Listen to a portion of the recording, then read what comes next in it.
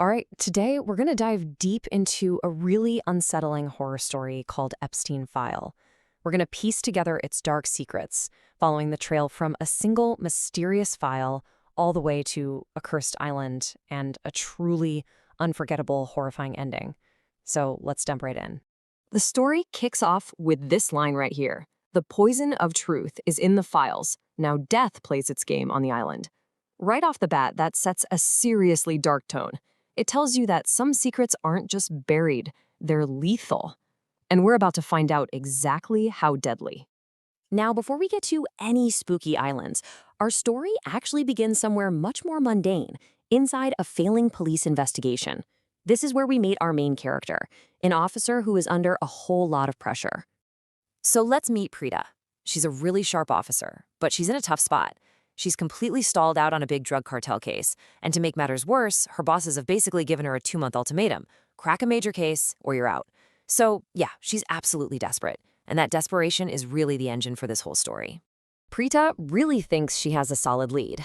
This company owner, a Mr. Verma. She's in the middle of interrogating him, feeling like she's just moments away from a breakthrough, when her own boss, Mr. Shetty, just walks in and tells Verma he's free to go. And just like that, her one and only case completely dissolves into thin air. But just when it feels like her career is completely over, something totally unexpected lands in her inbox. And this, right here, is the real start of the story, the moment where absolutely everything changes. Picture this. Preeta's working late, feeling defeated, when an anonymous email pops up. There's no text, no subject line, just a single, heavily encrypted file attached. Who sent it? What could possibly be inside? With her job on the line, this mystery file is suddenly the only hope she's got. So, the big question, right? What is in that file? What kind of secret is so important or so dangerous that it had to be sent anonymously and encrypted? To find out, Preeta has to call in a favor from a hacker she knows, a guy named Angad. His mission? Crack that file wide open. And when Angad finally gets in, wow, what's inside is basically a full-blown conspiracy kit. You've got strange codes, photos of a very remote-looking island, a weird guest list where people are only referred to by animal code names, and the most important piece of the puzzle, a set of geographic coordinates. It's not just a file, it's a map. So, with these coordinates in hand and her career about to go up in flames, Preeta doesn't even hesitate. She decides she's going, and she's going alone. She's throwing the rule book out the window and heading straight into the unknown. Preeta finds a boat and hires the driver to take her to the coordinates. The whole journey is super tense. At one point, the driver gives her a suspicious look, and her response is just perfect. She calmly pulls out her service pistol, rocks the slide, and offers him this little smile.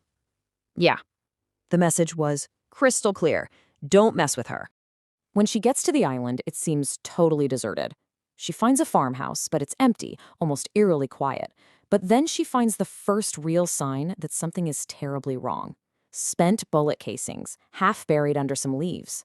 Before she can even react to that, bam, she's attacked from behind, knocked out cold. The last thing she sees is a horrifying figure wearing a goat mask. Okay, so this is where the story gets really interesting. It starts cutting back and forth between two different scenes. On the one hand, you have Preeta, who is now a prisoner on this island from hell. And then, back in the city, you have her boss, Shetty. He's figured out she's gone off the grid, and he tracks down the hacker, Angad, basically demanding to know where she went. It becomes this frantic race against time, but Shetty has no idea what he's actually racing toward. Preeta wakes up, and she's chained inside a dark cave. The mystery of the island is finally about to be revealed, and honestly, the truth is way more terrifying than anything she could have possibly imagined.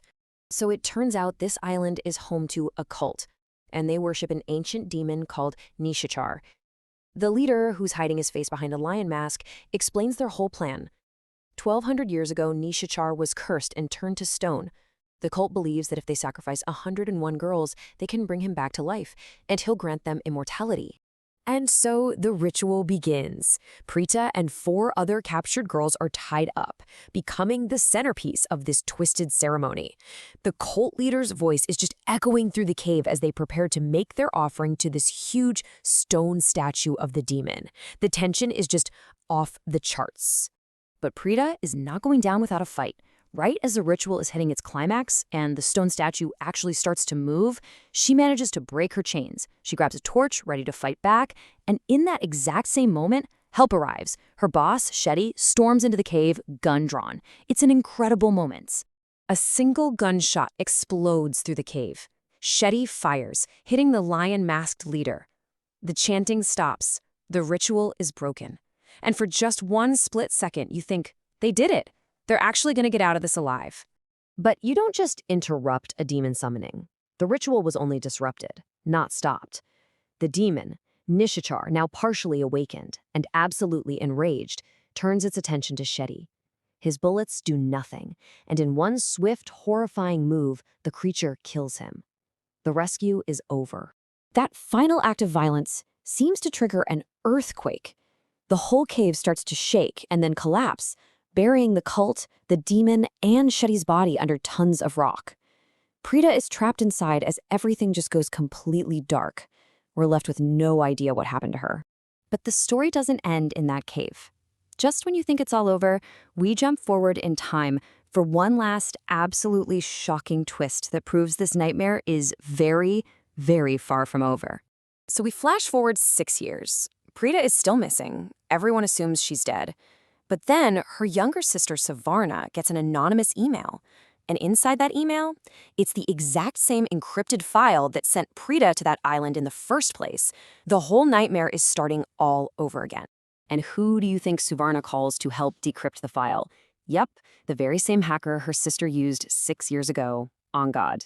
The story literally ends as he answers his phone, and you can just imagine the absolute horror on his face when he realizes that this curse he helped uncover has just found its way back to him.